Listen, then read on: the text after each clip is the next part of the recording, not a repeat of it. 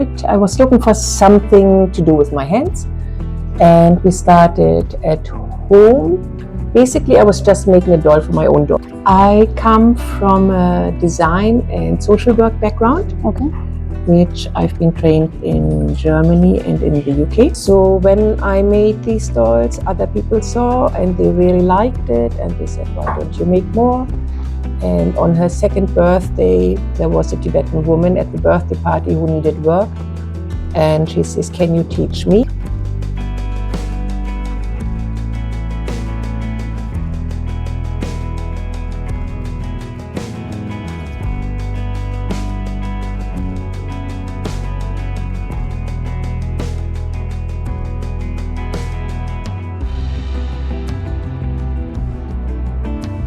Firstly, good afternoon, ma'am, and thank you for your valuable time for this interview.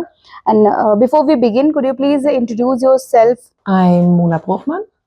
I have been living in Dharamsala for the past 23 years. Okay. I'm married to a Tibetan tanka painter.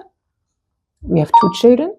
And we have started this business about 17 years. We are excited to learn more about your experience and. I come from a design and social work background, which I've been trained in Germany and in the UK. So working with women was always what I wanted to do. And I wanted to do something with art or design. So coming to India, when I first started, I was looking for something to do with my hands. And we started at home. Basically, I was just making a doll for my own daughter. Okay. And I made another doll. And since my daughter is half Tibetan, I wanted to have a doll which looks Tibetan, where she could identify with. So when I made these dolls, other people saw and they really liked it. And they said, why don't you make more? And on her second birthday, there was a Tibetan woman at the birthday party who needed work. And she says, can you teach me? I don't have anything to do. And that's how it started.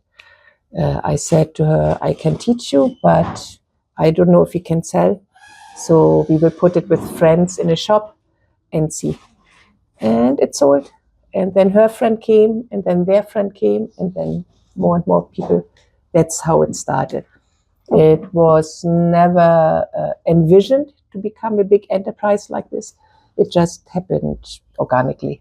Okay. So, what special habit you adapted to maintain physical and mental health in your busy life?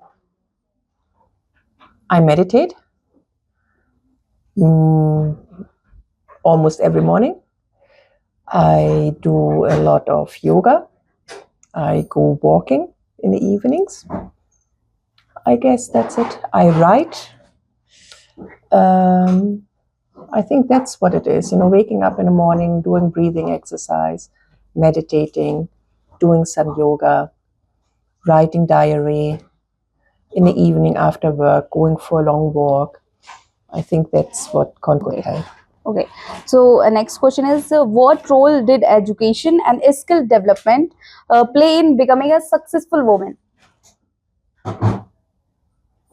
Of course, education is very, very important in every kind of field. Social work, education has been incredibly helpful to deal with human challenges. Design education has been wonderful, even though I didn't train in making dolls. I trained as a ceramic designer. These skills can be translated into other fields, right? I mean, any kind of education. I didn't have a business education as such, but then I educated myself. And any kind of skill and education you have is adaptable to other fields. So yes, even if you don't end up doing exactly what you studied, the knowledge you have gained can always be used in other fields if you are a little bit flexible and creative. Okay. So, what advice would you like to give to woman to become financially independent? Be brave and live in the present. Everything one starts involves a little bit of risk. And if you think too much into the future, it only creates fears and will hinder you. Live in the present, think of what you really want to do right now, and go for it. Okay. How did you overcome the biggest challenge of your career and life? With meditation and perseverance. When you face any kind of challenges, they appear very, very big. But if you meditate, you realize they're actually very small. Most of the challenges we have, we only make big in our head. In reality, they're usually quite small. If we stick to reality and we meditate about that, already the challenges are reduced. And then persevere, not giving up. There will always be challenges, but that's also how we grow and how we adapt to the changing world.